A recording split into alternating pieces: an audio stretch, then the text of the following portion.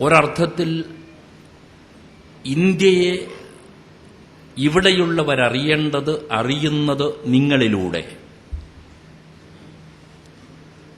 ഈ പ്രദേശത്തിന്റെ സംസ്കാരത്തിന്റെ സവിശേഷതകളുടെ അത്യുദാരമായ സൗഭാഗ്യം മനസ്സിലാക്കേണ്ടത് ഇന്ത്യക്കാർ നിങ്ങളിലൂടെ. ഇരുവരും സാവയവം ഈ ദൗത്യം നിർവഹിക്കാൻ നിർബദ്ധരാണ്. അപ്രഖ്യാപിതരായ അംബാസിഡർമാരായി ഓരോ പ്രവാസിയും മാറുന്ന ഒരവസ്ഥ വരണം.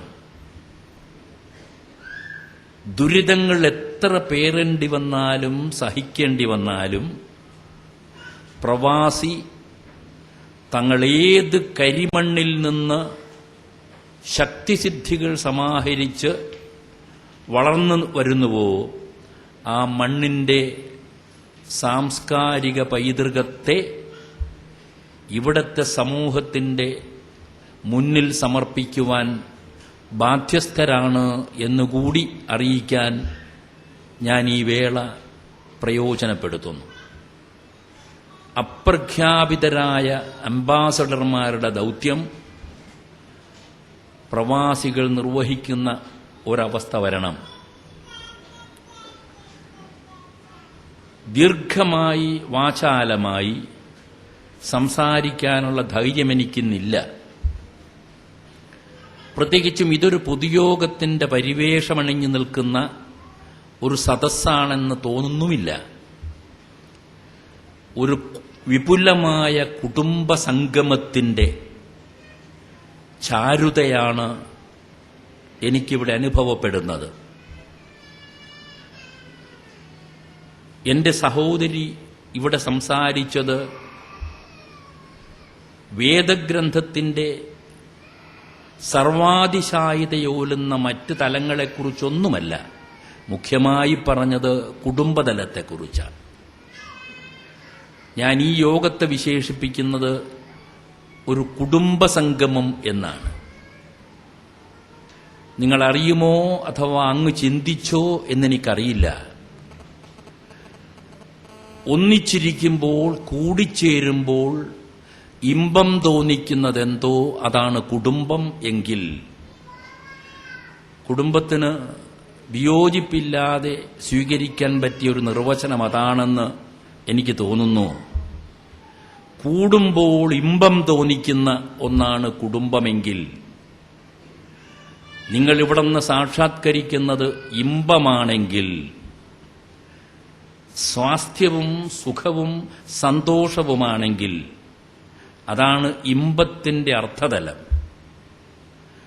ഞാൻ അറിയിക്കുന്നു, നിങ്ങൾ ഒരു കുടുംബത്തിൽ, പ്രവാസി കുടുംബത്തിൽ, ഒരു കുടുംബ സംഗമത്തിൽ ഇപ്പോൾ അഭിരമിച്ചുകൊണ്ടിരിക്കുന്നു. കുടുംബത്തെ സംരചിക്കുന്ന മാതാവിന്റെ സൗഭാഗ്യവും ഖുർആനെ സാക്ഷി നിർത്തി അവരിവിടെ സ്പർശിച്ചു. കുടുംബം എന്ന് പറയുന്നത് ഒരുപക്ഷെ മനുഷ്യ സമൂഹം സംവിധാനം ചെയ്ത ലോകത്തിലെ ഏറ്റവും പഴയ സമൂഹ സംവിധാനമാണ് കുടുംബം. ആ കുടുംബത്തിൽ അതിന്റെ ആണിക്കൽ എന്ത് എന്ന് ചോദിക്കുന്നിടത്ത് അമ്മയാണെന്ന് അനുസ്മരിച്ചുകൊണ്ട് അവർ നിർത്തി. അമ്മയുടെ പാദാന്തികത്തിൽ സ്വർഗമഭിരമിക്കുന്നു എന്നു പറഞ്ഞ ഒരു വിശ്രുത മത തലത്തെയാണ് അവർ സ്പർശിച്ചത്.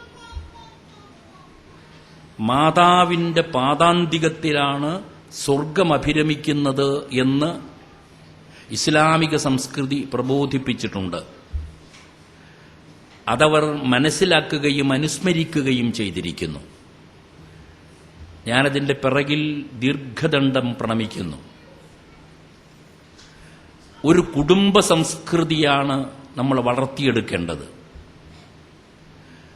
അതിനേറ്റവും ഉദാത്ത ശക്തമായ ഉപദേശങ്ങളും നിർദ്ദേശങ്ങളും മാർഗനിദർശനങ്ങളും സമ്മാനിക്കുന്ന ഒരു മതതലമാണ് ഇസ്ലാം സംസ്കൃതി. ദൈവത്തെക്കുറിച്ച് മാത്രം അന്വേഷിച്ച് താൻ ഒറ്റയിൽ ബ്രഹ്മപദം കുതിക്കുന്ന ഒരവസ്ഥയ്ക്ക് വേണ്ടി ആഹ്വാനം ചെയ്യുന്നതല്ല ഇസ്ലാം സംസ്കൃതി.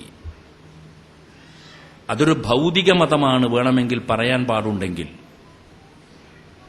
ആ കുടുംബ സംസ്കാരത്തിലേക്ക് വിരൽ ചൂണ്ടിക്കൊണ്ടാണ് അവർ തന്റെ പ്രസംഗം അവസാനിപ്പിച്ചത്. ഇവിടെ അത് തൊട്ട് സംസാരിക്കാൻ നിയുക്തനായ ഞാൻ സ്പർശിക്കാൻ ആഗ്രഹിക്കുന്ന ഒന്ന്, പ്രവാചകൻ ഒന്നിലേറെ പ്രാവശ്യം ആവർത്തിച്ച് അനുസ്മരിച്ചുകൊണ്ടിരുന്നത് ശക്തവും സമൃദ്ധവുമായ ഒരു കുടുംബ സംസ്കൃതിയെ സംസ്ഥാപിക്കണം എന്നാണ്. പ്രവാചകൻ എന്ന് പറഞ്ഞാൽ ഒരു യാഥാസ്ഥിതിക മാനവ രൂപശില്പമല്ല. അങ്ങനെയൊക്കെ നമ്മൾ ധരിച്ചു വച്ചിട്ടുണ്ട്. പ്രവാചകൻ എന്ന് പറയുന്നത്, ഏതു പ്രവാചകനായാലും എന്ന് പറയുന്നത് ആദികാല സമൂഹതലത്തിലെ വിപ്ലവ രൂപങ്ങളാണ് എന്ന് സത്യം നമ്മൾ മറക്കരുത്. പ്രവാചകൻ വിപ്ലവകാരിയാണ്. വിപ്ലവം എന്ന് പറഞ്ഞത് ശ്രദ്ധേയമായൊരു മാറ്റമാണ്.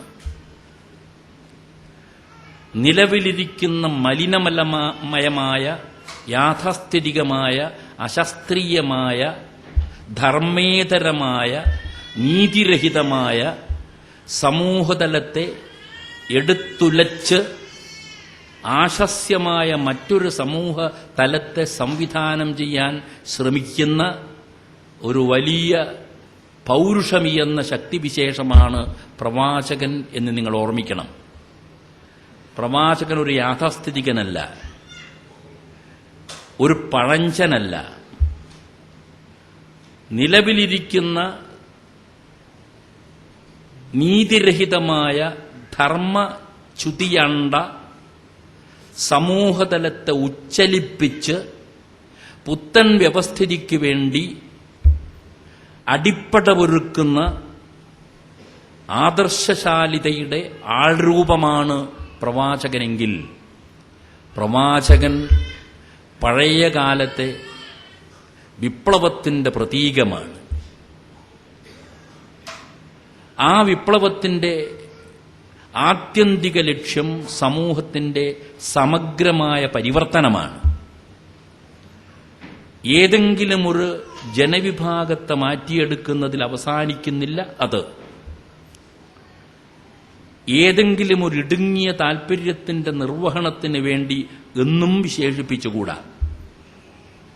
പ്രവാചകൻ മാനുഷ്യകത്തിന് വേണ്ടി സമൂഹ സാകല്യത്തിന്റെ സൂക്ഷ്മവും സമഗ്രവുമായ പരിവർത്തനത്തിന് വേണ്ടി പരിശ്രമിക്കുന്ന ഒരു വലിയ ദൈവിക മാർഗത്തിലൂടെ മുന്നോട്ടു പോകുന്ന ഒരു വലിയ മനുഷ്യശില്പമാണ്. അതുകൊണ്ട് പ്രവാചകനെ വിപ്ലവകാരിയാക്കി വിശേഷിപ്പിച്ചുകൊണ്ടാണ് ഞാൻ എൻ്റെ ഭാഷണം തുടരാൻ ആഗ്രഹിക്കുന്നത്. ആ വിപ്ലവം എന്ന് പറയുന്നത് മാനുഷ്യകത്തിനായി നിർവഹിക്കപ്പെടുന്ന വിപ്ലവവുമാകുന്നു.